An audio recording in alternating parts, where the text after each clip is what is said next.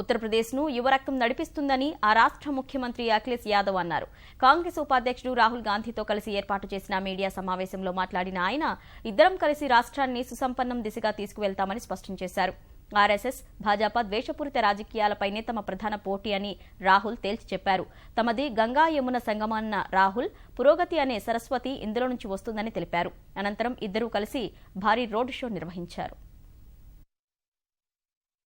ఉత్తరప్రదేశ్ను అభివృద్ది బాటలో వేగంగా నడిపించేందుకు కాంగ్రెస్తో కలిసి ప్రజా కూటమిని ఏర్పాటు చేసినట్టు ఆ రాష్ట్ర ముఖ్యమంత్రి అఖిలేష్ యాదవ్ తెలిపారు. శాసనసభ ఎన్నికలకు కాంగ్రెస్తో కలిసి బరిలో దిగుతున్న సమాజ్వాదీ పార్టీ, రైతులు, యువతకు చేయూతే తమ ప్రధాన లక్ష్యమని తెలిపాయి. తొలిసారి రాహుల్తో కలిసి మీడియా ముందుకు వచ్చిన అఖిలేష్, తామిద్దరం సైకిల్కు 2 చక్రాల వంటి వాళ్లమని స్పష్టం చేశారు.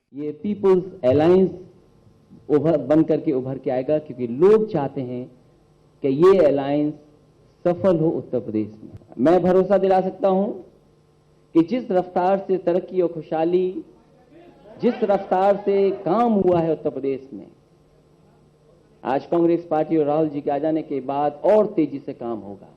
साइकिल के साथ हाथ हो और हाथ के पास साइकिल हो तो सोचो रफ्तार कितनी होगी। उम्र में भी ज्यादा फासला नहीं है। अगर साइकिल के 2 पहिए हैं तो हम और राहुल जी यहाँ बैठे हुए 2 पहिए हैं, बन करके तेजी से आगे बढ़ाएंगे चीजों को। ప్రజలను విభజించాలని కుట్ర పన్నుతున్న భాజపాను చిత్తు చేయడమే తమ ప్రధాన లక్ష్యమని రాహుల్ అన్నారు. తమది పురోగతి, శ్రేయస్సు, శాంతియుత కూటమని రాహుల్ స్పష్టం చేశారు. తప్పుడు హామీలిచ్చి ప్రజలను మోసం చేసే విధానం తమది కాదని ఆయన స్పష్టం చేశారు. हम क्रोध की राजनीति, गुस्से की राजनीति को रोकना चाहते हैं। इस राजनीति से देश को नुकसान हो रहा है, जनता को चोट पहुंच रही है। इसलिए हमने ये अलायंस किया है।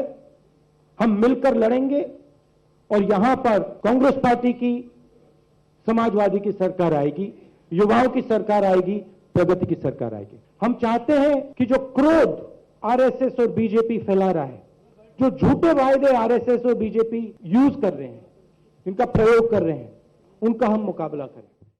మీడియా సమావేశం అనంతరం ఇద్దరు నేతలు కలిసి లక్నోలో భారీ రోడ్డు షో నిర్వహించారు.